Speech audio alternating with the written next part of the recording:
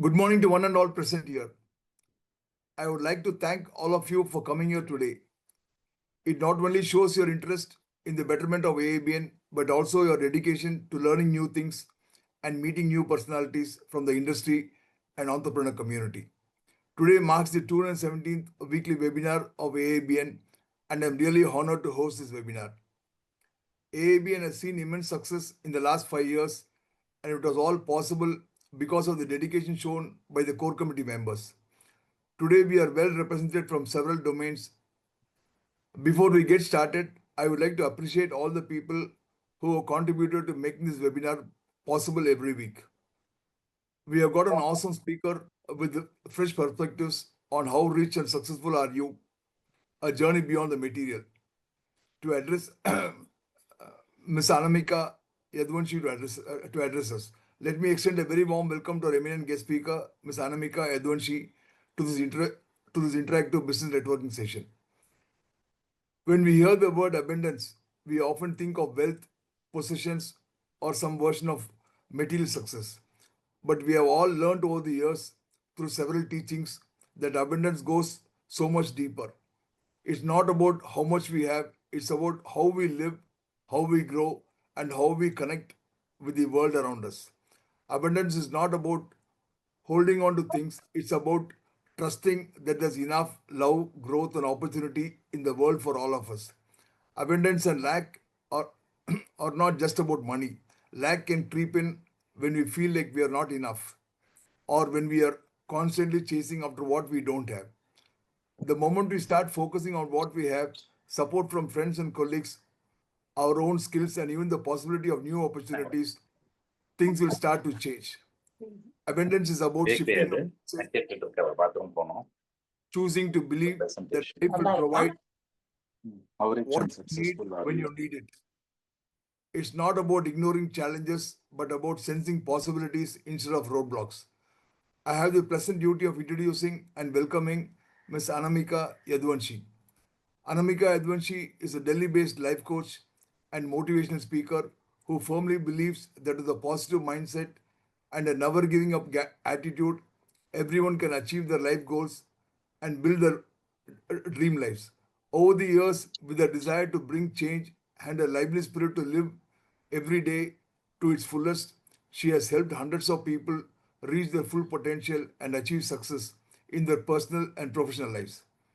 She is internationally acclaimed for her workshops that blend a potent but rare combination of creativity and analytical thinking.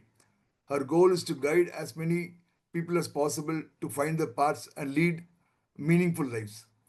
She is a member of the coveted International Coach Federation under the aegis of the Certified Coaches Alliance and Symbiosis Coaching USA.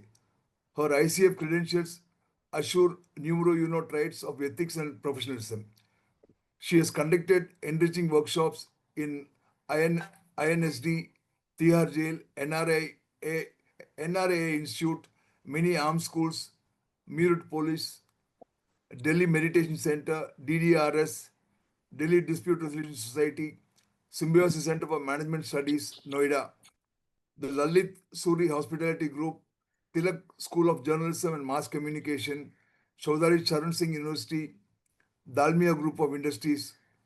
Also, she's been a part of jury, training coach in many beauty pigments across the country and rekindled lost faith in many lives. Her expertise includes leadership development, team building and collaboration, time management and productivity, work-life balance, emotional intelligence, goal setting and achievement, innovation and creativity, personal development, motivation and inspiration. Anamika is also the founder president of NGO Astitva Mujhse Meri Pehchan, which mainly focuses on women empowerment and child development. She has been conferred with Navkiran Award in 2010, Bharat Nirman Award in 2012, Women Excellence Award in 2013, and India Youth Icon Award in 2013 for a contribution towards the betterment of society. Before concluding, I would like to convey my appreciation to Anamika for her time and support in contributing to this webinar, as well as my colleagues in the core committee for organizing this webinar. I thank you all participants most warmly for your participation and wish you all success with this webinar. Please, Thank you. And please. over to you, Anamika. Good morning, everybody. Thank you, Mr. Gopi, for such a warm welcome and such a wonderful introduction. I'm really grateful to AABN for inviting me for this talk and giving me this opportunity to interact with all of you. The subject that we are going to talk about today, how rich and successful are you? This subject is really, really close to my heart. Although I've been doing training since last 15 years and I've been spiritual since my childhood, that's why, I'm a lot into philanthropy work also. However, certain incidents happened in the last few months that made me reflect that whatever I think about success, about purpose, about life, about material things, this is up to me. I think about it, I practice it in my life. I should also share my thoughts to others during my trainings so that more and more people can at least start reflecting on this subject, because this subject has a deep meaning attached to it. When you read this sentence, richness and success, I think we all go into our material assets, our material world that people see or we see, and we think that, okay, fine, we are doing great.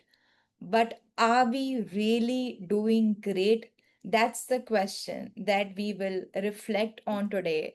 And after this session, when you are, back at home, you are at home only. But when you start reflecting, I'm sure that something will be moved, and there would be something in your brain, in your head, that will tell you to rethink your definition of success and wealth. That is the whole purpose of this session. So when I say that, okay, why am I not able to forward the slide? I will reshare it, Gopi, because I can't move the slide forward for some reason. Okay, it's done. Yeah. So it's okay. Welcome to a different kind of this conversation. We all talk about success in the terms of promotions, paychecks, and different milestones that we achieve. But today, let's pause and think, what does real wealth, real success look like? Although your mics are mute, however, I'll give you small questions. And for that, I would request if you all of you could interact in the chat box and give your answers. And the first question is, how do you actually define success? Whatever one word comes to your mind, let's talk about that one word. How do you actually define success? I am now heading for the chat window. How do you actually define success? Let's see. Contentment, very nice. Money, good. A better version of myself, awesome. Achieving goals, okay. We'll talk a lot about achieving goals. Satisfaction, great. Which brings peace, okay. Ones that gives me happiness, being into how enthusiastic, happiness, great. Happy and content, Arogya, or Ayush, Arogya, and Aishwarya. Okay, the feeling when we achieve satisfaction. Awesome, awesome. Okay, all of you are doing great, great. Now, most of you have answered achieving something, goal, happiness, peace, contentment. We all understand all these things, but are we really working on our contentment? Are we really working on our happiness? Are we really working on our peace? Are we really working on, our good health? Because uh, the kind of routine that all of us have, we do our work, and in the evening, either we will give time to our family, or we'll watch TV, or we'll read, or, we'll do simple things in a material world that we are supposed to do. But we are forgetting, when you say goals, you say you've written, some of you have written goals. Are the goals that we are pursuing, are they our real goals? When I say how rich and successful I am, so I need to understand what is meant by richness, what is meant by success. How do I measure my richness? How do I measure my success? What is the parameter? Is it the kind of the amount of properties that I've got? Is it the amount of things that I've got? Is it how people look at me? Is it really that? Can the definition be really narrow? It's not like that. Your wealth and your success is defined by your real wealth. Suppose you take a loan, you want to do something, you take a loan, and that loan amount is credited in your bank account. That could be 100 crore loan maybe you've taken. So you have 100 crore rupees in your bank account. Will you consider yourself wealthy? I'm sure no, because that is a loan. You have to repay it back. Similarly, the truth is our success, our achievements, our assets that we have now, we think, which we think are ours, actually, that is given to us on loan, and we have to repay it back, because whenever we go out of this planet, whenever we leave this body, all these assets we'll have to repay it back here. And whatever we have done to gain that asset, to gain that success, to reach wherever we have reached, that only that will go with us. What is that? That we'll discover. What is it? That is our real wealth that will go with us when we leave with it, when we leave this planet. That is what we are going to discover today. Okay, let's go further. Inner wealth and outer success.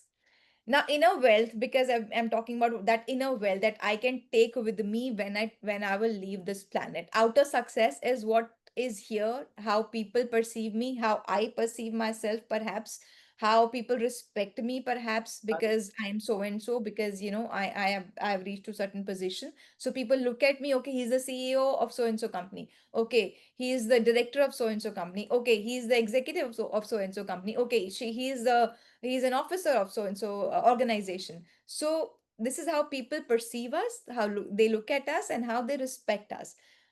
So there's a difference between the inner wealth, which perhaps is not measured by anybody else, it's measured by ourselves only. But outer success is measured by others. They will respect you, they will love you sometimes, they will give you things, they will meet you on the basis of your outer success. If someone is an IAS officer in India, maybe that person will get a lot of respect because that is how his success is being measured by other people around us. And maybe a person who is not doing very good professionally, however, perhaps that person is has done a lot of progress in the inner world, is a very meditative person, and maybe that person is doing very lot of philanthropy work and a lot of other things, but others are not aware of it. They just see that person as, okay, fine, is an ordinary person. Maybe they will not measure his success like that, and maybe they may not give him that much respect. However, an officer, he may be very bad, he may be corrupt, he may be unkind to a lot of people, but that person will get a lot of respect. But that is how the world look at us. That is how they are perceiving it. That may not be the real truth. Outer success create a lot of noise. Anybody who's successful, anybody who's achieved X amount of turnover, anybody who has achieved X amount Sorry, of ma'am, fame. we can't see the slide. Yeah, even I was wanting to tell that Sorry, if you're I changing slides, we are not able to see your that. title slide is still Okay, there. no, but I'll just stop the sharing and I'll reshare it, because if at my end too it is visible. Okay, I'll reshare it. Okay. Okay, I'll just reshare it now. Can you see my okay, I have to I can see, but perhaps you guys can't.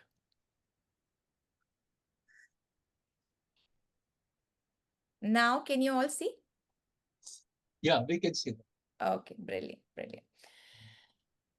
Glad you noticed, so that pura session, otherwise it would have gone like that only, and the impact would not have been as much as I would want it to be.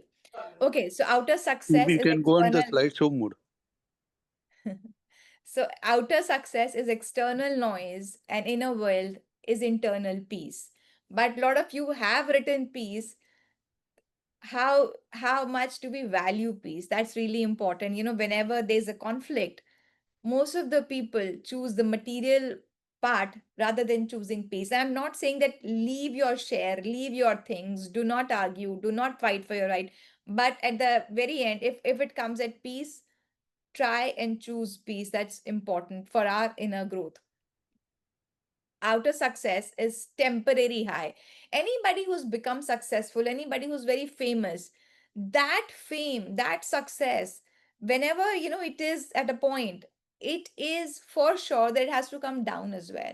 Anybody who was very famous at one point of time, his fame will also go down when someone else will become famous. When someone else will become wealthy, then that person's value in the world's eyes will definitely decrease. So we have to understand that is a temporary high, but inner wealth is, it lasts forever. When I say forever, it is forever. We say in this world that nothing is forever, but inner contentment, it is definitely forever.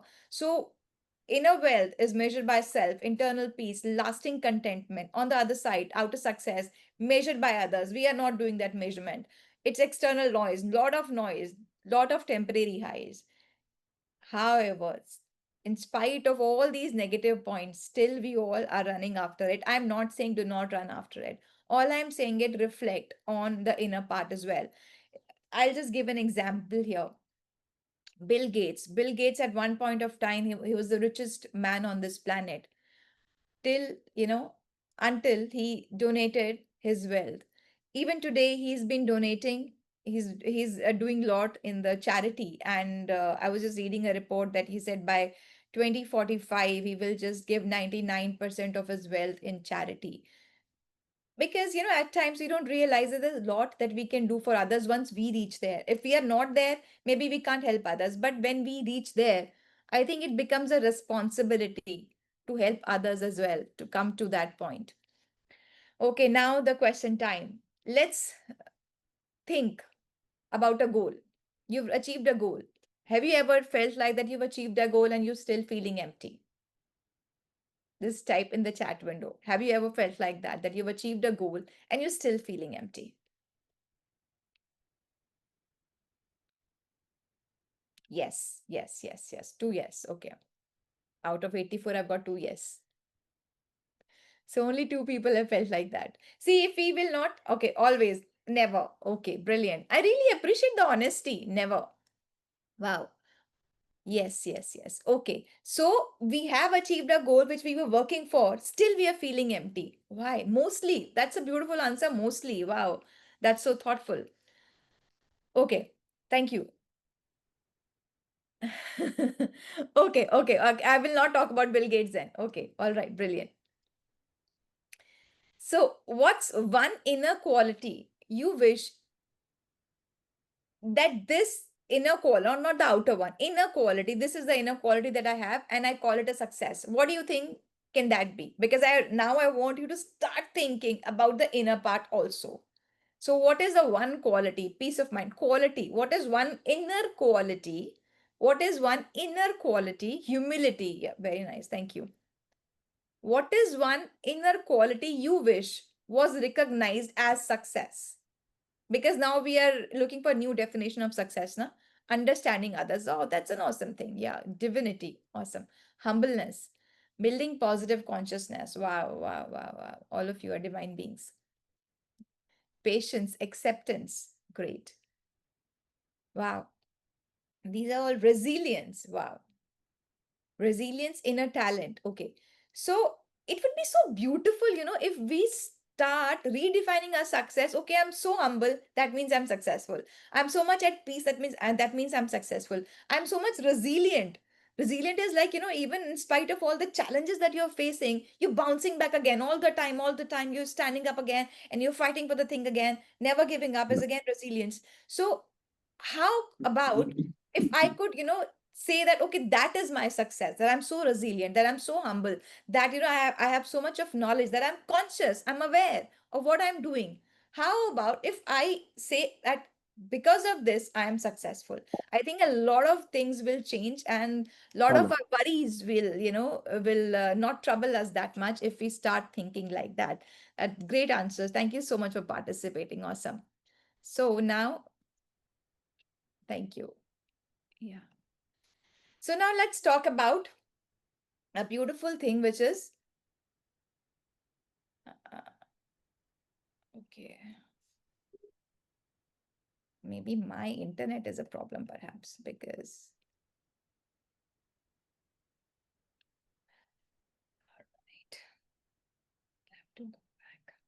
Where were we? We were here. The role of karmas. All right. So we were at the role of karma slideshow. From the current slide, right? So karma, all of us, I'm assuming that all of us are aware about this word karma. We hear about it often. So karma is equals to cause and effect, not fate or punishment. A lot of people say that God will punish you, God will do this. No, God love us a lot and God can never punish us. It is our karma that is playing that part, Whatever we give out, it comes back to us. It's similarly like, if I'll throw this pen up, it'll definitely come back. Only the same pen will come back. Nothing else. Agar this is black and blue, same black and blue will come back to me because this is what I threw in the sky. So similarly, whatever I'm giving out, it has to come back. The question is, when does it come back? That is the point. If it doesn't come back immediately, we think, okay, fine, we did a good karma. But believe me, it does come back. When you talk about Lord Ram, Lord Ram killed Bali from the back. Now, when Lord Rama came on this planet as Lord Krishna, he was killed by another person who also incarnated from the Bali state. Then his that person's arrow hit Lord Krishna's feet, and then Lord Krishna told him that this is what I had done and this is what I had to go through because I had done that. So karmic accounts are always there. This is what you will also feel sometimes, that there would be people who would be very, very, bad to you, and you will think, "Hey, why is this person so bad to me? I'm not doing any harm to this person. Why is this person harming me so much?" Perhaps you have some karmic account with that person. There will be certain people that you will meet in your life. You would be attracted towards them and you would not know why do you like this person so much, because you have some karmic accounts with those people. So karma is always in play. And at times we think that if somebody has not seen what we have done, it that means we have not done that. But that's not the truth. There is someone who is taking notes. There is an eye, there's an energy who is actually acknowledging each and every fact, each and every action that we are doing. Every action is energy. Whatever you send it, you get it back. All of us may perceive ourselves as humans, but at the if you see that all of us has energy, the food that we eat is energy, animals are energy. This is an energetic world, so all of us are energy, and whatever energy we give out, it comes back to us. There's so much of energy work going around. Maybe reiki is an energy, every the mantra that we chant, they carry energy. We buy laddus from a mithai shop, and then when we take that laddu ka dabba to a mandir, when it is offered to the idol, then that mithai becomes prasad, because now that laddu has been energized from the energy of that temple. Now that laddu has become prasad. Half an hour ago, that laddu was laddu from a mithai shop. But when it was offered to the idol, when it was taken to the temple, when it came in that energy, it became a prasad. And we take it as prasad, we take it as blessing. So that's the power of energy. Energy is, it cannot be created, it cannot be destroyed, and it is always there around us, and we are affected by the energy. So how about if we could change our energy to a point where we are able to bring positivity and consciousness to others as well? That is what we are going to think about in this session today, that how we can change our energy so that we are changed and we are trying to help others also change in that direction. Let's talk again. Have you noticed a pattern where, there has been a repeated thing that every time you do this, same thing happens. Every time you're trying to change this thing, same thing. There's a pattern in your life, maybe with a person, maybe with your job, maybe with something that you're trying to achieve. Have you ever noticed a pattern that is occurring a lot, multiple times in your life? I would like to see the answer. Julius Caesar is great example. Okay. Yes, pattern is there. Okay. Pattern is there. Why the pattern is there? Okay, because there are certain things that are getting repeated in our life, because it is happening for us to learn a lesson, and it will get repeated unless we learn a lesson. You will notice that you will try to be nice to everybody, but in the end something will happen that you will face that these are all similar endings. This thing has happened before, deja vu kinds, because there is a pattern going on, and that pattern is getting repeated for you to learn the lesson. And until you learn the lesson, pattern will continue to get repeated.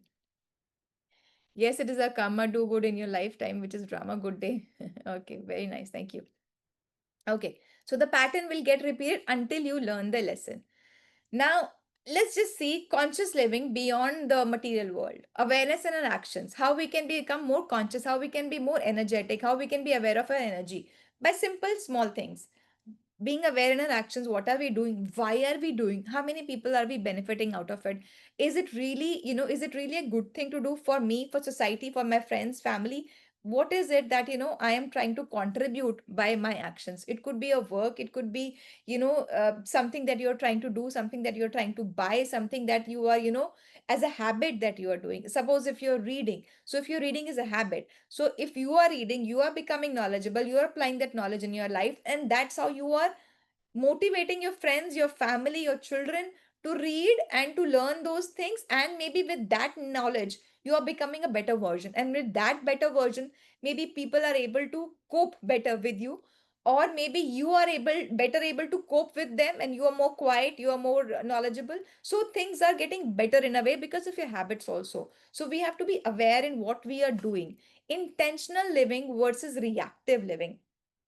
At times a lot of things are happening around us, and most of the time we are unaware and we kind of react to it rather than respond to it.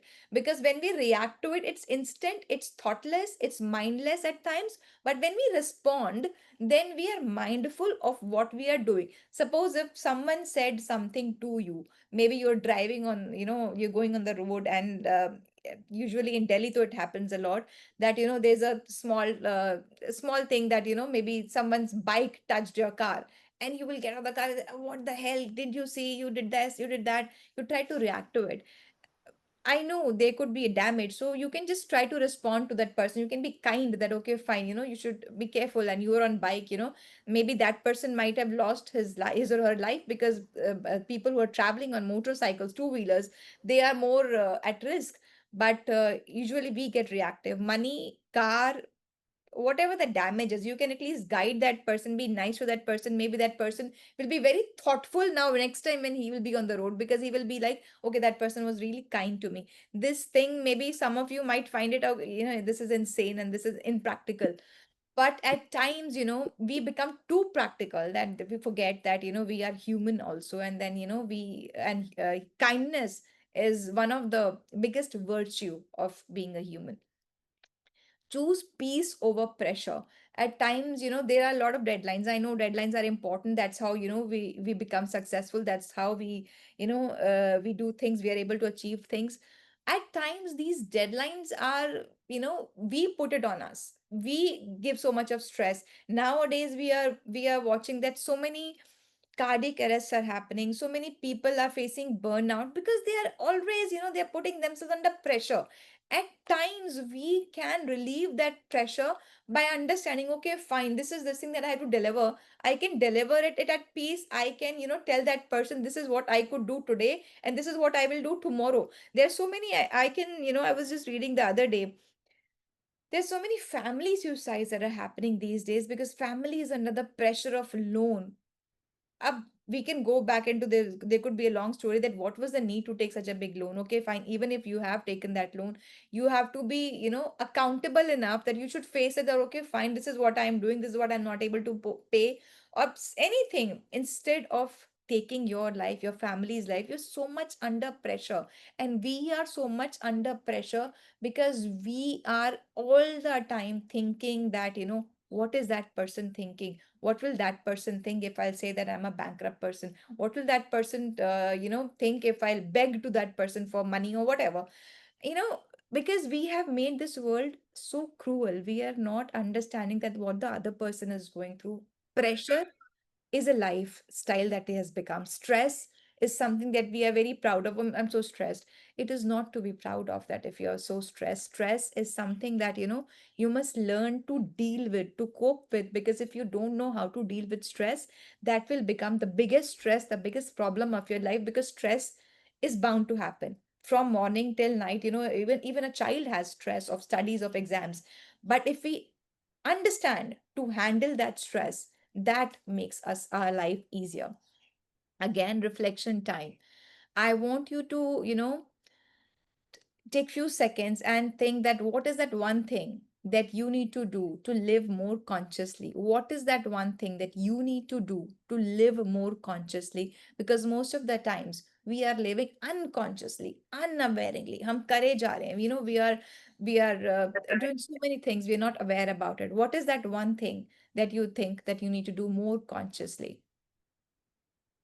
Making conscious choices, yeah. What is that one thing that you need to be more conscious of? It could be communication, it could be talking to your loved ones, it could be, anything. The slide is moving. Not hurting others. Okay, words.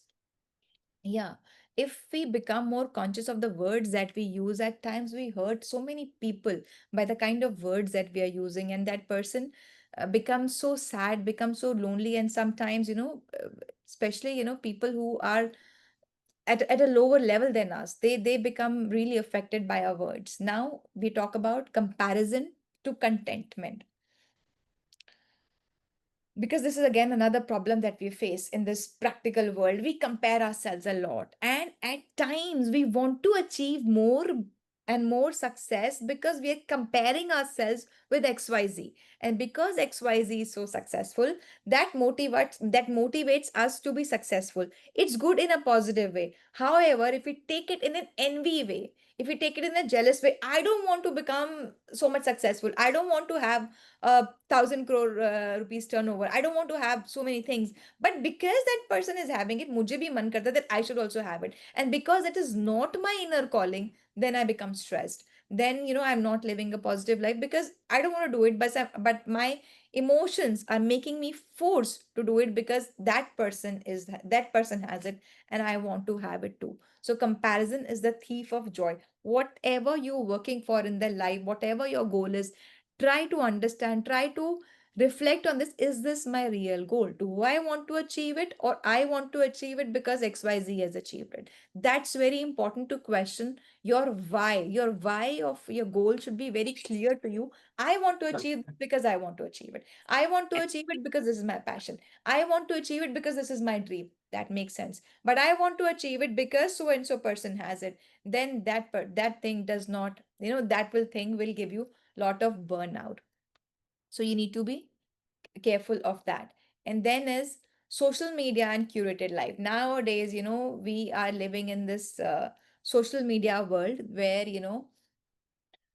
everything on the social media looks like goody goody, and everything looks like, okay, fine, this person is doing these many things, this person is doing this, so even we want to do this. But that is not real. That is, we're getting carried away, and all of us are on LinkedIn, Instagram, and all those things. But all those things that look good on the real life, they are not the real things, and we get carried away by those things. Let's be real. Let's focus on our family, on our life, on our health, our goals, our purpose, our things, our success, not what XYZ is doing on Instagram or on LinkedIn. So turn envy, like we were talking about comparison. Let's not become envious. Let's take inspiration from XYZ person, and inspiration in a positive way that, okay, fine, if this person has achieved his or her goal, I should also achieve my goal. As simple as that. Not his goal, but my goal. My goal has to be my passion. My goal has to be my dream goal, not as per what the other person has achieved. This will give you lot of ease. This will take lot of stress away, because that person has taken a property in that colony. I don't need to take it. I am at peace with wherever I am. That's important. Write one thing about your own life that you are proud of, however small that thing is. One thing that you're very proud of. It could be small, it could be big. What is your pride today? Tone is important as well, yes. What is one thing that you are really proud of? Respect no strengths for their weakness. I am proud to live in India. Awesome. I love that. Values. Okay, great. My friends. Wow. You're really lucky. Your friends are really lucky. They're proud. You're proud of them. Gratitude. Beautiful thing. Gratitude. I'll talk a little bit about gratitude as well. Wonderful. Great, great, great. Thanks for such awesome reflections. Okay. Now, all of you are already going in the right direction. Let's now talk about redefine abundance. Abundance, not in the terms of the material thing, but abundance, let's look at it as an inside job. It's the inner joy, connection, creativity, time piece. Like most of you, just many of you had written gratitude. Friends, that you're really proud of your friends. You're really proud to live in India. That means you really love India, you really love your country. You're a patriot. So that is real abundance. That okay, fine. And even if your country is not something that you can it will give you something directly materially in a materialistic sense, but still you're very proud of it. So that's redefining abundance. That's a new definition of how abundant you think you are. And it's the joy at times we think is in the things, but that joy is temporary. Because if you even if you buy a BMW, you think that okay, that will give me happiness. Maybe that BMW will give you happiness for a few days, but after that it will just become a part of your ego. It will just become a part of your pride, to show off, that to tell yourself, to boast, okay, fine, I did this, I achieved this. But that will not give you that inner joy that maybe you offer a banana to a monkey, or maybe you offer food to someone. That inner joy will give. So you can try and test yourself, what is giving me real inner joy? And then you will see good reflections that okay, fine, okay, this is that. You will be able to differentiate once you start becoming aware of it, once you start reflecting on it. Because we don't know few things until we reflect on them, until we actually try to understand, okay, fine, is this, is this that? Because inner things we need to be more reflective upon. And also scarcity mindset versus abundance mindset.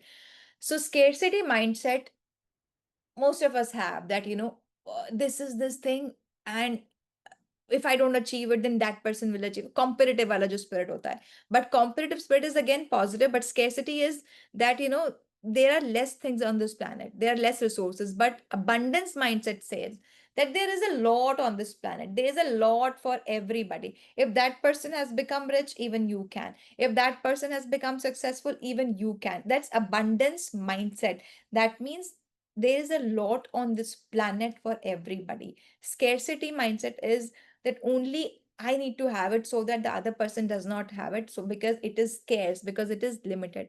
But that's not the truth. God is abundant. God has given all of us a lot of things, and there are a lot of things planned for us. We just need to have faith rather than having abundance mindset.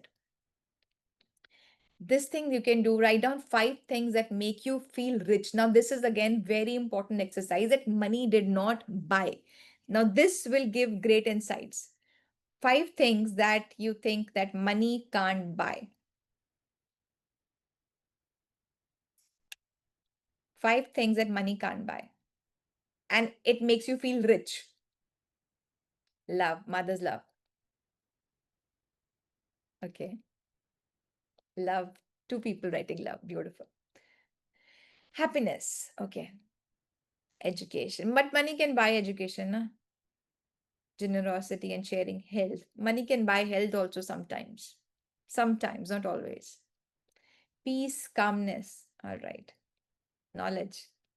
Okay. Acceptance. Contentment. Okay.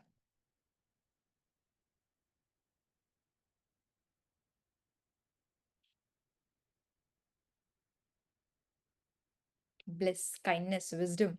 Awesome. Great answers. Great answers. Really, really. Kindness, wisdom, gratitude, health. Awesome.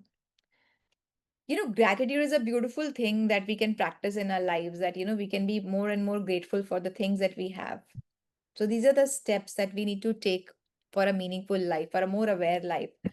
These are the steps that we need to start practicing now so that we actually become more and more successful and rich in the real sense. And that is create more soul aligned goals, because we think that we are having human experience.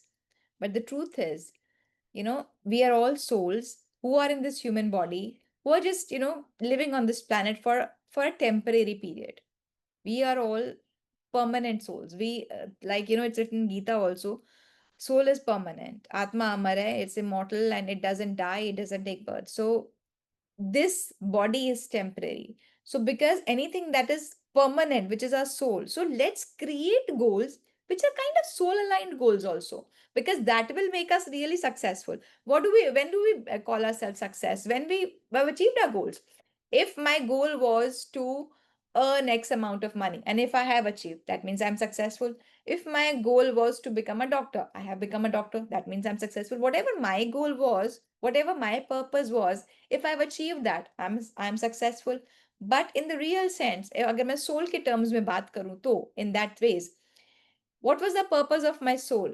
It is written in Gita, it is written in Bible that when we are born in this planet, we have two tasks. One is the purpose of our life, the lessons that we are born to learn, because with the interactions that we're going to have on this planet, the kind of challenges that we're going to be facing on this planet, because there are certain lessons attached to our life on that planet. That's why we have all those things. That's the purpose of our life.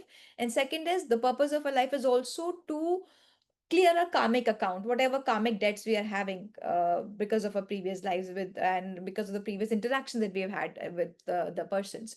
And those people will come into our life in different forms. So that is the purpose of the soul. That's why we are given this body. Now, let us create more soul aligned goals when we are creating our brain aligned goals. So that will make our life more meaningful.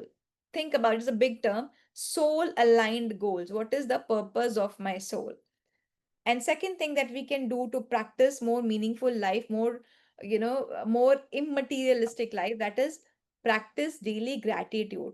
And I think this is in our Indian culture that we practice gratefulness. We when most of the people, when we have our meal in front of us, we pray that thank you God for this meal, thank you, and we touch our elders feet and all that. Okay, we try to take their blessing, that we are grateful for their presence in our lives. So we do practice this gratitude, but we have to be more mindful of it, because if we are more grateful for the things that we have, and the law of energy says that wherever you look upon, you magnify. So if I'm magnifying things that I have, the blessings that I have, I get more and more of it, because wherever you look upon, that thing gets bigger and bigger. So if I'm looking at the positive things that I'm having, I will get more and more of it. That is law. And take micro pauses to reflect. Like, try and reflect daily. Okay, fine. This was the day, and this is what I did good. This is where I could have been better. This is where, I contributed to society, to family, to anything that you could think of whatever what contribution you did. So try and have a daily reflection habit that, okay, this is how my day went, this is where I went wrong, this is what I could have done. That will make you more aware human being. Give back. This earth is giving us a lot, God has given us a lot. So whatever you can give back to society, maybe in terms of your time, maybe in terms of your money, maybe in terms of your presence, empathy, whatever, try to give back, because whatever you give, it comes back to you again. So try and give as much as you can. Try to contribute to others lives, to others progress, to others well-being as well, because that is what humans are. Even if you see animals, when animals die, even when they're alive, they're helping so much. They're giving us milk, they're giving us wool, they're giving us so many things. But as humans, what are we doing? Are we helping others? What are we doing to support the society? What are we doing to support this system? And also, like I said a few minutes ago, that we are all energy beings, we are all internal beings. So try and value energy over appearance, even if the other person is not very successful, but that person carries very positive vibrational energy, and you feel that energy whenever that person is around. try to value that person, try to respect that person more, try to be with that person more, so that that person's positive energy can come to you as well. These are the few of the actionable steps that you can take towards a more meaningful life, because real richness, real success is not the kind of assets that you have, is the purpose that you're moving towards. Real success, real asset is the real currency. And what is the real currency? The real currency is the karma that you are accumulating, because you will be able to take that real currency with you when you leave this planet. And all of us think, abhi to I have a long life to live, and I'll get old, and then I'll think about karma. But life, there's nothing like that, that we die old. We all are aware about the recent tragedy, the Ahmedabad plane crash, and there's so many people who are dying young, and sometimes you don't have time. So whenever you can, try to accumulate this currency of good karma, because this is the real currency that will go with us. So if you have to see how successful you are, just try and see how much good karmas you are accumulating.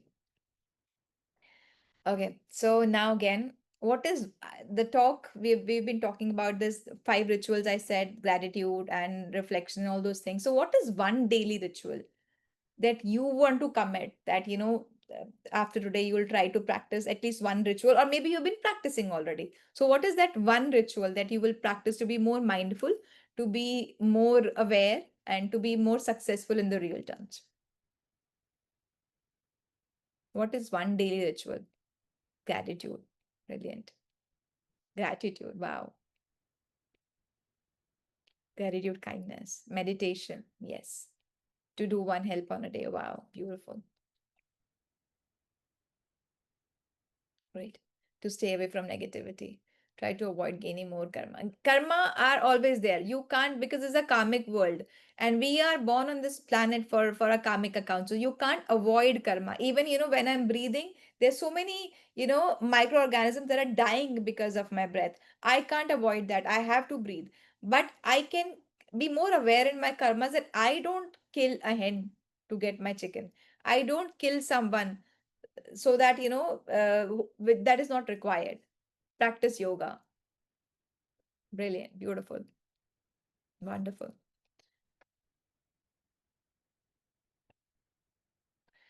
Some of the quotes that I would really want to quote now. Some people are so poor, all they have is money. It's a beautiful thing. You reflect on it. Some people are so poor, all they have is money. And people who think they have money, they think they're very successful. Another quote, which is anonymous: the richest journey is the one that leads you back to yourself. And back to ourselves, who am I?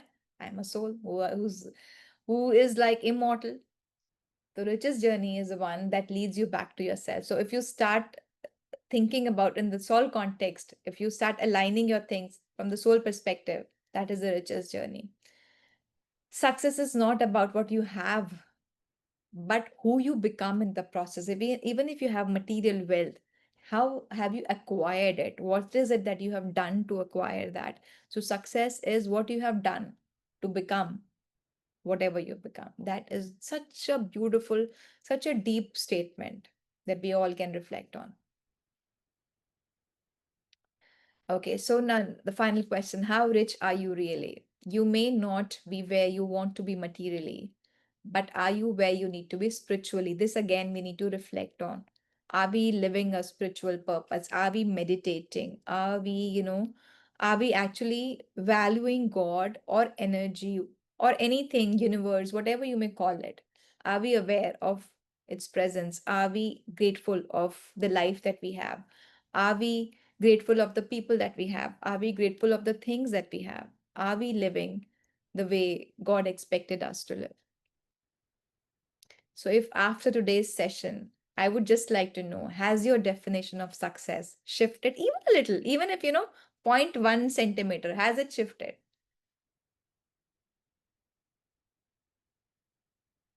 That's a beautiful thing. Even if we don't do good thing, we should not do bad thing. Brilliant. My question: after today's session, has your definition of success, has it shifted? Even if 0.1 centimeter, has it shifted? Thank you. Yes. Okay. Yes. Awesome. Okay, then my Sunday is made. Then you guys made my Sunday. Certainly. Thank you. Awesome. Brilliant. Thank you. Brilliant, brilliant. That's wonderful. So, whatever, if I would like to, if you would like to give one word, what are you taking away from this session? What will that one word be? What are you taking away from this session? What is that one thing that you're taking away from this session? Richness beyond wealth actually matters. Intentional living. Awesome. Strong belief in karma. Yes. Stay positive always. Problems are not. Yes, everybody is having problem. That is there. Okay, have an abundance mindset. Yeah, there's a planet, there's abundance on this planet, mindfulness. Beautiful, beautiful.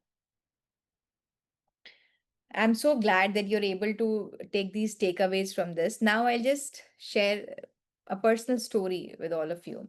Although I thought I will not share it, but because, I thought, okay, let's just talk about it. If you would like to switch on your cameras, you can, because it will be wonderful if you could be interactive like this. Like I said in the beginning, that I'm in the training industry since last 15 years, but in the last few, and I was spiritual also since the childhood. I'm a very spiritual person. That's why I started my NGO, Astitva Mujhse Meri Pehchan. I do a lot of social work. I am 46 and I lost my husband last month. He was 51. We had lot of plans for our old age, lot of things that are still to be done, lot of dreams. But he was a very kind person, wonderful person. And, he was living in the moment that, okay, let's do this, let's do that. And very sacrificing, very supportive. And then one night he just slept. He did not wake up. After that, I thought, oh my God, life is so temporary. This life is so temporary. I've been hearing about it, I've been reading about it. But now I'm feeling it myself. I'm going through it myself, that life is so temporary. Whatever he took with him, not the house that we have, not the assets that we built, he just took his karmas with him. He just took whatever he did for all of us, whatever he did for others. Only that thing went with him. Nothing else went. Nothing else went. Only that thing went. So I thought I must spread this message to others also, that we are so lost in our material world. We are so lost in our this temporary success, that somehow unknowingly we are forgetting the real purpose of our life. And after my husband is gone, I've read almost, around 10 to 12 books about spirits, about the purpose of life, about, why we are born, why all these things happen, why we meet the people that we meet, why things happen the way they happen. And that has, opened doorways to my brain, so much of knowledge, so much of things that we are doing, not knowing that what we are doing. And there's a lot that we can do. So thank you all. And it was really, really wonderful interacting with all of you. Even if I could, change your definition of success, even if I moved you 1 centimeter, my purpose is solved. Thank you so much. I'm really grateful. Thank you. Thank you very much, Anamika. Thank Excellent session. We had a lot of takeaways from it. And with your permission, we'll keep the floor open for question and answers you. If now. anybody wants to ask any questions, Yeah. Yes, I think Mr. Ravindranath is ready with his question. Ah, Yes, sir, Ravindranath, sir. Good morning, Anamika ji and Gopi and all friends. So I don't have many questions. Excellent presentation. It is very self-explanatory the way you went about it. So the only thing I would say is that I think many of us fail to see the orderliness in the external world. I mean, what we see around, like if you see the nature for that matter, in terms of how the disciplined the birds are, how animals, how they are very alert they are, and something like the silent sort of kingdom we have below the earth. and we take a lot of things out of that. And also the sacrificial things what we get from even vegetable kingdom, and how much they give abundant, and then fruits they give again, they give seeds along with the fruits. I mean, abundance is the one. I think just by making the internal order to meet the external order, I think that's the best thing that could happen to our inner peace and internal life. That's what I feel. Yeah, that's great realization. Wonderful. For internal order, what we need to do is the best way to maintain good internal order is to start going inwards, and that is by meditation. I agree. The more and more we meditate, the more and more we go deep inside ourselves, the more and more calm we become. Absolutely. It's very important for this planet in today's world where there is so much of enmity, there's so much of envy, there's so much of disagreement. So if we practice more and more meditation, I think we will become more receptive to others, we will become more receptive of things that are happening around us, and we will be able to spread kindness and love around us. Thank you. Yes. Yes, sir. VTM, sir.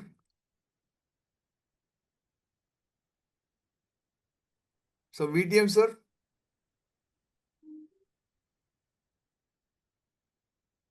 It was a very good presentation. I think meditation will solve most of the problems as she has pointed out. I think it's a good thing. We are doing that. Thank you. Wonderful. Okay, there's this question in the chat box. It is how to evaluate one's karma. We cannot. We cannot evaluate our karmas. What we can do is that we can be more mindful of our karmas. That what kind of karmas am I doing?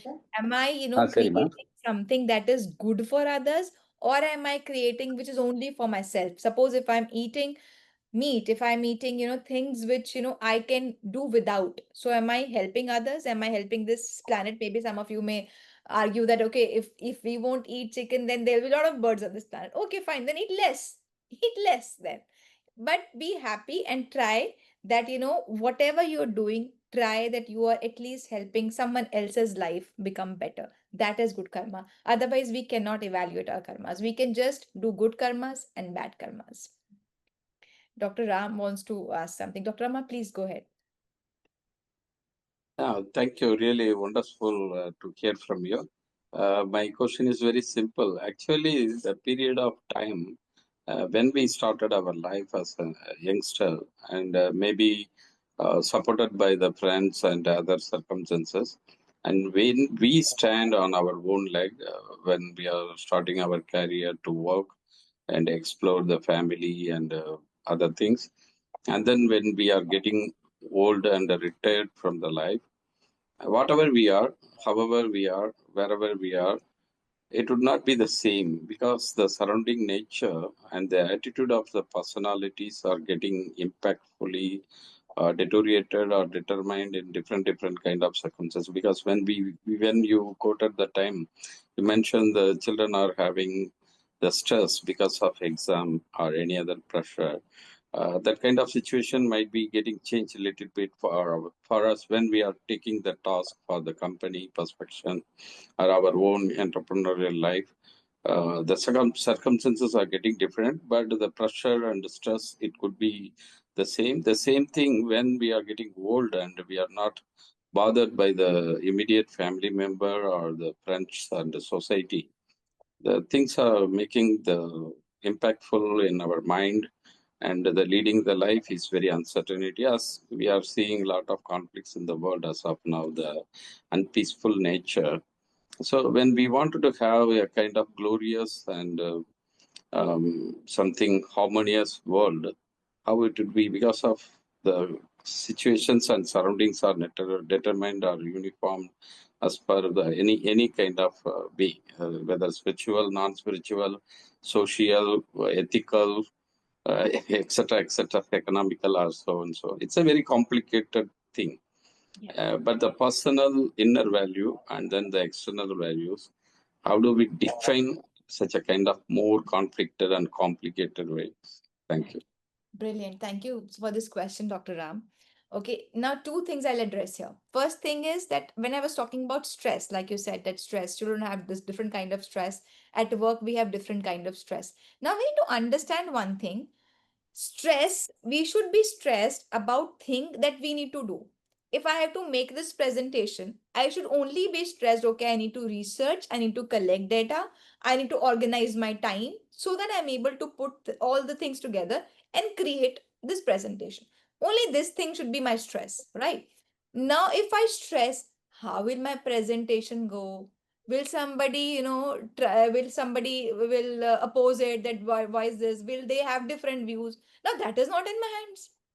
I have no control over it. So when I think about things that are not in my hands, but I'll still stress about it, that is unnecessary stress. If a child is studying for an exam, the child's only job is to find a time, to make a timetable, to study a particular subject, to practice that subject and appear for the exam. How many marks will that child get is not in his hands. Only thing that he has in his hands is how he is preparing. But the child takes stress of how he will perform, how much marks he will get. Now, this is unnecessary stress. So, in our work also, if I have to achieve X amount of progress, if I have to achieve X amount of goal, my task is to see whatever way, best way I can handle my resources and do my task. I give my best. Now, rest is up to God. What we try to do is we are so stressful that I need to control the output. Now, this war is happening. All of us are really stressed about it. But can we do anything about it? Do you think we can do anything about it? I think most of you will say no. But I will Actually, say, but I will say we yes. express our worry or sorrowful or something support, but we can't control, as you mentioned, we Right. can't control. Earlier Okay. also I mentioned beyond control because the compliance regulation during the COVID time, we wanted to travel, we wanted to see our own siblings or friends or any other family member. We can't because it is controlled by beyond the capacity or Now something. that's what I'm about to say, Dr. Ram. See, just now try to look at it like this. We are all energy beings, okay? And there is a lot of power in prayer.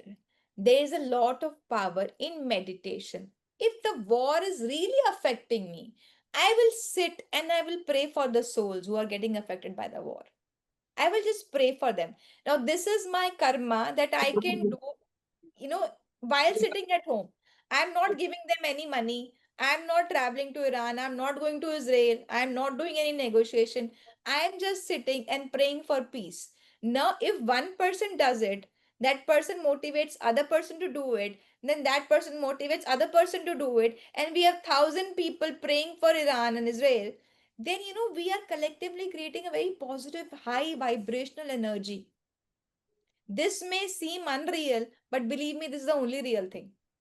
The energy world is the only real thing. But if anything, like even when we are old, like you said, then when you get old and you can't do much, and there are a lot of things in the family also, then that is again the time that you can't do any physical help for others, but you can do internal help. You can just sit in meditation, you can forgive people, you can forgive things that that you're a person who for whom you're holding grudges against. You can just pray, you can just be thankful for a wonderful, peaceful life that you've already lived. And you can just bless your children, your grandchildren, that, okay, fine, I bless that, okay, you may also live a wonderful life and you may get a lot of wisdom and knowledge to be wise and kind to others. So when we think we cannot do anything, we actually can do a lot, because till the time we have breath in this body, till the time we are alive, there's a lot we can do, not in the terms of money, but in the terms of energy that we can give to others. If a saint can't give me anything, then saint can give me blessing.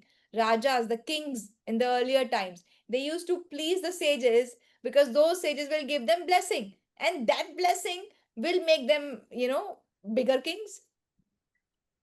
So energy is really important. We are really, really powerful. It's just that we are unaware of our powers. Okay, thank you. Thank you for your explanation. Thank you. Yes, Suresh. Yes, Suresh.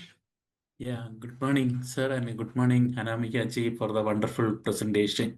I have been practicing this international living for so long, and I am getting benefited. But due to some high pressure environments, I am not able to practice this international living. People are unnecessarily blaming, people are unnecessarily making some comments. That time I am changing to reactive mindset living. How is there any way to stay in the international living during that high pressure scenario also? Yes, that's a wonderful question because we all face so many similar situations in our lives that we are trying to do our best. Even then, we have people who are opposing us. We have people who are, against us, and they are creating a lot of hurdles and obstacles in front of us. So, that time, what we can do is that we have to focus what is in our control. Your efforts are in your control, you did that. Now, again, you're stuck, dead end has come.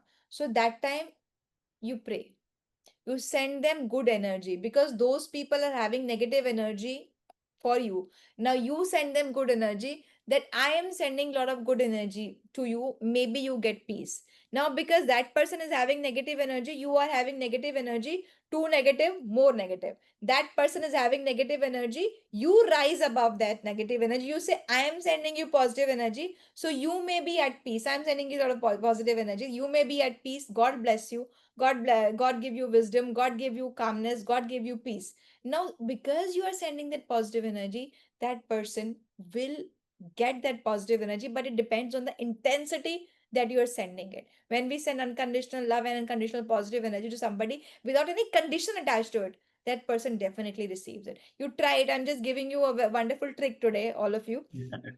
You are having an argument with your spouse or with your children. Okay, just try it out. And things are uncontrollable. Okay, you forget the incident, you forget the circumstance, you just sit down quiet in a room or wherever you find a corner, just sit and just think of that person and say, I'm sending a lot of unconditional love to you, I'm sending a lot of unconditional love to you, I'm sending a lot of unconditional love to you. Just try and see what happens after 15 minutes. Thank you so much, Anamika ji. Yeah, good morning, madam. My name is Muthukumar. Gopi, I don't know how much time we have. I just wanted to explain something. I just wanted to, madam, you explained everything good, but by fundamentally, while I agree with most of the things you said and some of the questions asked by the people. See, from our perspective in Sanatana Dharma, what you mentioned mostly is narrowed down to bhakti and devotional movement and even meditation from the modern type of meditation. But if you look at our own concept itself, if you look at our Advaita philosophy, Vishta Advaita philosophy, Dvaita philosophy, and all other 6 darshanas of Nyaya, Vaiseshika, Yoga, Samkhya, Uttaramimamsa, Purvamimamsa, you kind of neglected everything except one of them, which is the bhakti and devotion. For all the questions people ask and what people try, ma'am, is that very clearly in our own philosophy, it's not come from somewhere else. Within Sanatana Dharma, it says very clearly, we are suffering from threefold pain, irrespective of whether you are successful or a failure or whatever. And then one of the first fold pain is called adhyatmika, which is called intra-organic. It's happening only between our own self-insight, which we create ourselves, including diseases or whatever it is actually. It's called adhyatmika. Second is the ati bhautika, which is come from external influences. Right? You talked about other people, even our own relatives and friends, unknown persons, animals, or even anything coming from is called ati bhautika. And the last one is the ati daivika, which is actually coming from sources which we do not know, from earthquakes to storms and floods and the virus with COVID-19, which is beyond our control, which we do not know what is the source of it. These three are the major pains, and we have a clear model in our system beyond bhakti and devotion, beyond what you're talking about, this concept of this, because they say very clearly that the suffering you have, it is only for you. Nobody else can resolve that issue for you. That is our fundamental philosophy in our system, in Sanatana Dharma. The later part of the bhakti and devotion created this approach towards, the worship-based meditation and all these things. In our system itself, if you look at our Raja Yoga, which is one of the most advanced system in our system. It talks about meditation is different from the meditation followed by other yoga and the commercial meditation today. So, what is important for us, just to sharing my idea, it's that yes, we are bound by the means of bhakti and devotion and idol worship and concept of helping others and charity and all these things. None of them will help us. None of them will help. None of them will remove the karma. That's a very clear part. Karma is an under concept which is not acceptable by all our philosophies. For us to know, we have 6 darshanas in our Sanatana Dharma. Only one of them believes about karma. Remaining 5 do not believe karma at all. They simply say that whatever is happening, it is because of our own. For just an example, nobody in this world, including me, you, and anybody in this call, anybody in this world can say, I've done good things to you. But we do not know what we have done. Simple example, our question is asked in our philosophy, is that you go and plug a flower from a plant. Okay, is it right or is it violence against the plant? The nature and God did not make the flower to pick it up and make as a garland to put in a marriage hall or ceremonies and enlargement and put in God also. Bhagavad Gita, Krishna says very clearly, I don't want anything. Just put a small drop of water. That's enough for me to accept you as a supreme Brahman. That's what he says. In most of our Upanishads and all the things he says, you don't need to do anything to God. Just a thought process is enough. And plugging a flower, is it violence? That's a question we have to answer, because nature is not meant for the flower to be plugged for artificial purposes. We do that. From our perspective, we think that putting flower into God by plugging from the plant is a good thing. But in nature's perspective, it may be a bad karma for us because we are destroying something. And nature, science has already proved that every plant issues, when you pick up a plant, even for eating or plugging a flower, it releases a gas. That is its suffering, pain.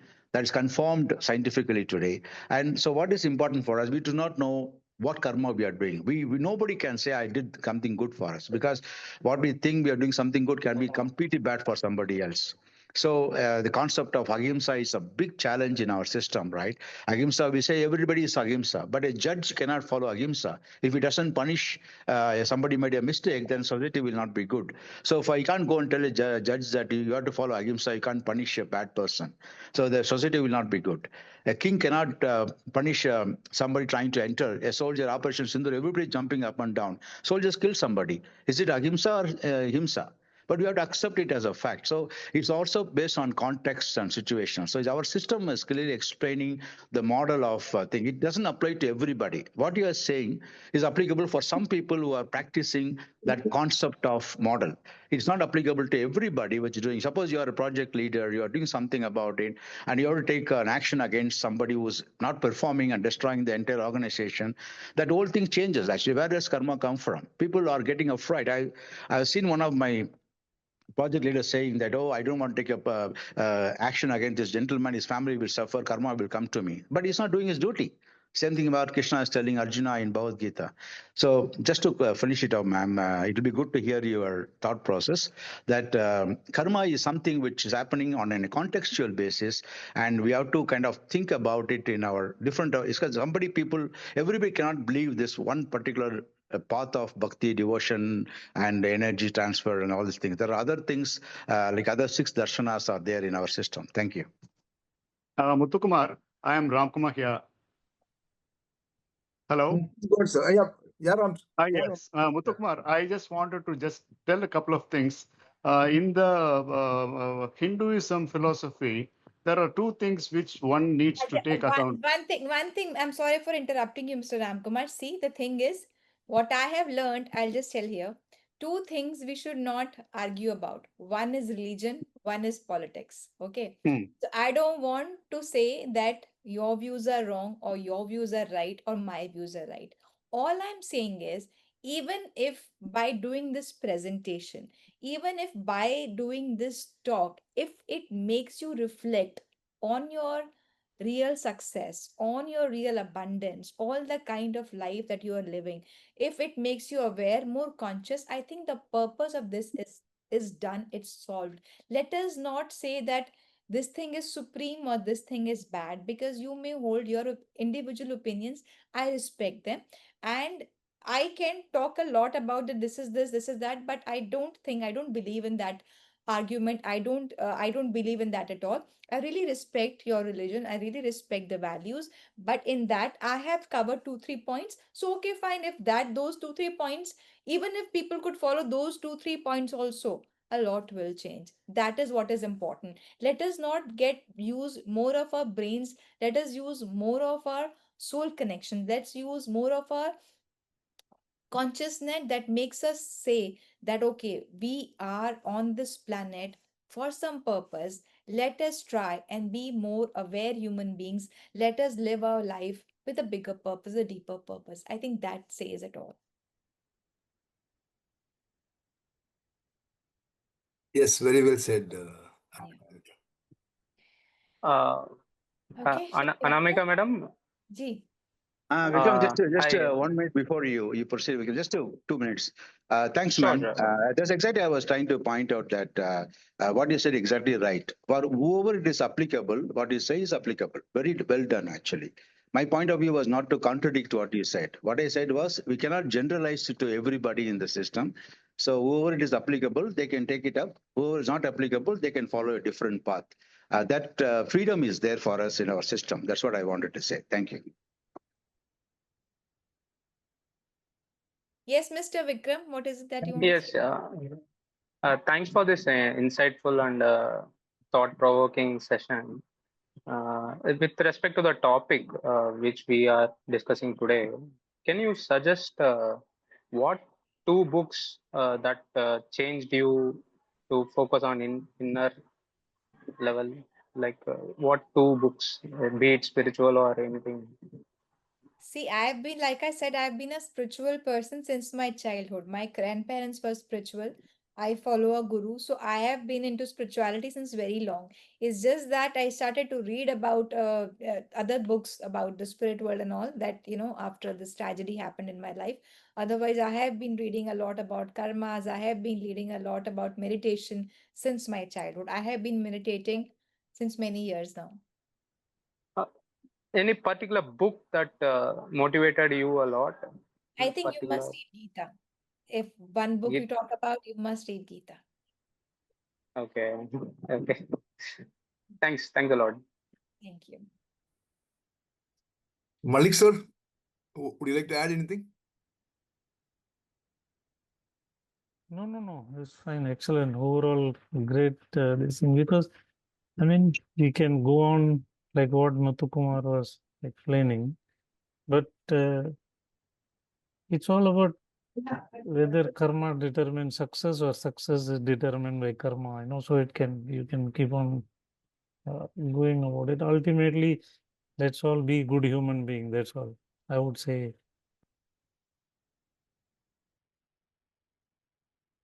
Ramkumar sir?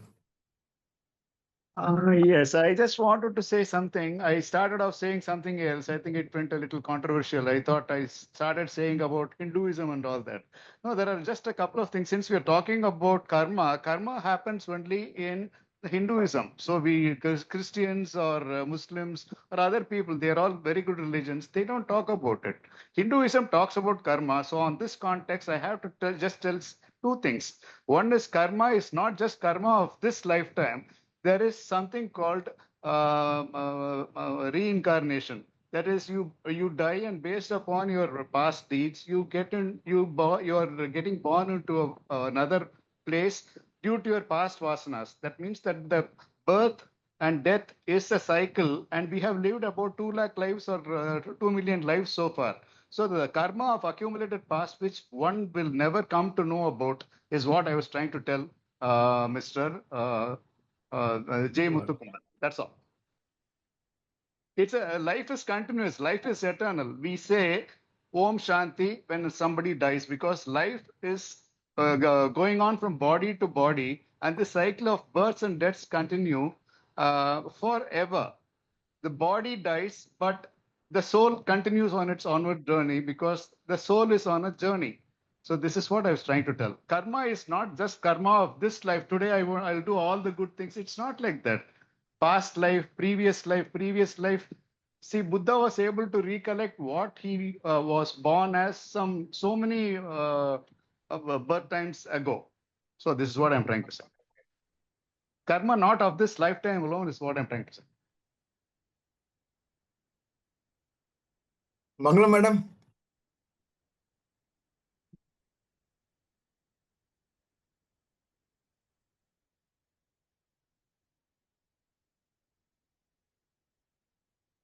Anyone else has a question? Paul? Naresh? Hi, Gopi. Yeah, please go on. Please go on, Naresh. Hello, madam. It was a wonderful session. I really enjoyed because this is required very badly in the day-to-day life. We get lost in so many things. So as I mentioned in my chat box, I always believe in success and failures are the resultant of the process we follow. There is no reason, I also feel that I celebrate the success or feel sad for the failures. It is the same like day and night. We do what we do in day, we do what we need to do in the night, but we don't celebrate for that. So just I feel for the Mother Earth, we need to definitely have a gratitude because that is missing a lot in the present world. People become more selfless and selfish, and they don't realize what is the people around think and do for them. So my humble opinion is definitely we should have a gratitude to all around us, and this is my opinion, ma'am. I thought I'll take your thoughts on this. Yeah, I think gratitude is a beautiful practice to practice. We can be all grateful for things that we have, and it will definitely it gives us three things. First is it makes us aware that we are blessed with the things that we are having, and we are being grateful for. It makes us aware of those things. Otherwise, people are so thankless; they're not even aware of what they have. So one thing is this. Second is that when I say that I'm grateful, that it gives me happiness, it gives me peace. Wow, I have this. Wow, I'm so peaceful. I'm so happy that I have this. I'm so glad. So even if I'm sad about something, it makes me happy because I'm feeling grateful. And the third most important thing that it does is that it activates a law which says that whatever you magnify, whatever you look upon, you magnify that.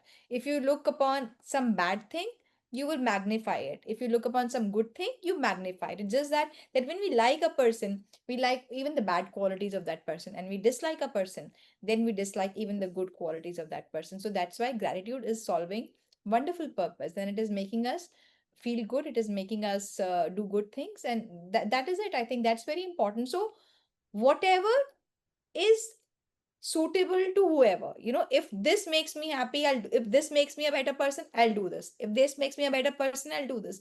So we may not be doing all the things, but we can at least pick what is it that can help us become better human beings. That is it, I think. Thank you, ma'am. Kabali, sir. Yeah, Kabali, sir. Muted. You're on mute, sir. Your mic is on mute. Yeah.